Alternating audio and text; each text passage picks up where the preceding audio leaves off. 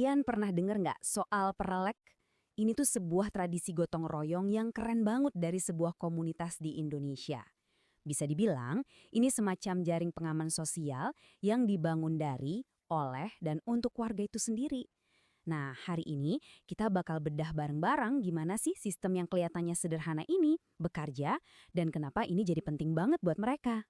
Oke, jadi ceritanya tuh berawal dari sini, dari sebuah kutipan yang jujur aja dalam banget. Para pengurus lingkungan di sana ngerasa kalau semangat kebersamaan ini kok kayaknya mulai luntur gitu. Makanya mereka ngingetin lagi ke warganya. Ini tuh intinya bukan soal seberapa besar uangnya, tapi soal kepedulian kita ke sesama. Nah, ini kan jadi bikin penasaran ya. Sistem macam apa sih yang saking kuatnya bisa mengikat satu komunitas cuma dengan modal kepedulian? Yuk kita cari tahu lebih dalam. Pesan dari para pengurus tadi itu jadi pintu masuk kita buat ngerti inti dari si prelek ini. Ini tuh kayak sebuah ajakan lembut buat kita semua buat melihat lebih jauh, bukan cuma sekedar iuran bulanan biasa. Nah, ini dia jawabannya. Perelek.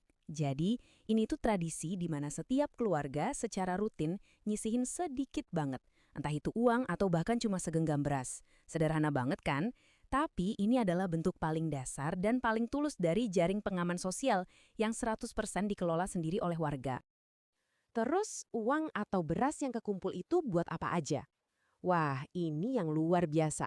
Dipakainya buat macem-macem. Mulai dari nolongin tetangga yang lagi sakit atau ada yang meninggal, sampai buat biaya perayaan keagamaan bareng-bareng. Perelek ini benar-benar jadi semacam tabungan sosial yang siap dipakai kapan aja buat ngerawat kebersamaan.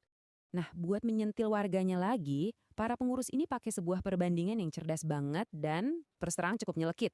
Mereka membandingkan antara asap rokok dengan kekuatan komunitas. Coba deh kita lihat perbandingannya. Di satu sisi, ada uang ratusan ribu rupiah tiap bulan yang benar-benar cuma dibakar jadi asap. Lenyap gitu aja.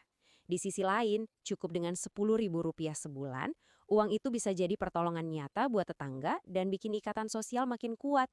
Jauh banget kan bedanya? Kalau kita pecah lagi nih, biaya buat peduli sama sesama ini jatuhnya cuma sekitar 333 perak per hari. Loh, ini kan lebih murah dari bayar parkir motor, bahkan mungkin lebih murah dari sebiji permen. Kecil banget.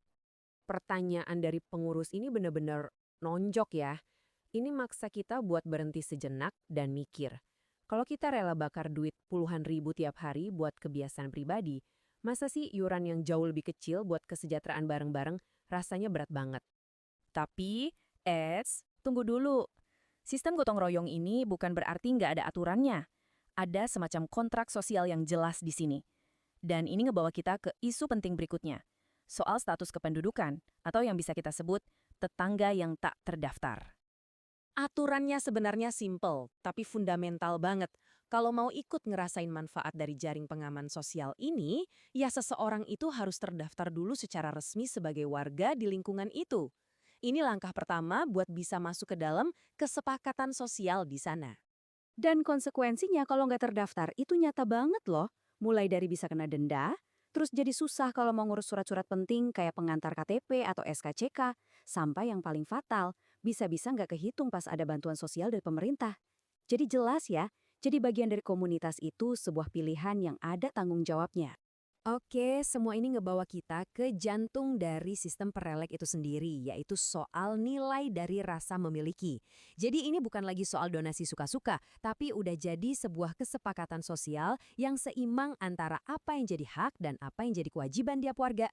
Di sini kelihatan banget keseimbangannya yang keren. Sebagai warga, kita punya hak buat dibantu pas lagi susah, dan boleh banget minta laporan keuangan yang transparan. Tapi di sisi lain, kita juga punya kewajiban buat ikut partisipasi, jaga semangat kebersamaan, dan ngehargain keputusan bareng-bareng.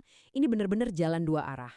Pada akhirnya, seluruh filosofi di balik prelek ini bisa dirangkum dengan sempurna dalam satu kalimat yang kuat ini. Sedikit dari kita berarti besar untuk bersama. Kena banget ya? Cerita dari komunitas ini benar-benar ngasih inspirasi dan bikin kita jadi bertanya ke diri sendiri. Kira-kira bentuk gotong royong di lingkungan sekitar kita itu kayak gimana ya? Dan yang lebih penting lagi, apa peran yang udah kita ambil di dalamnya? Coba deh direnungkan.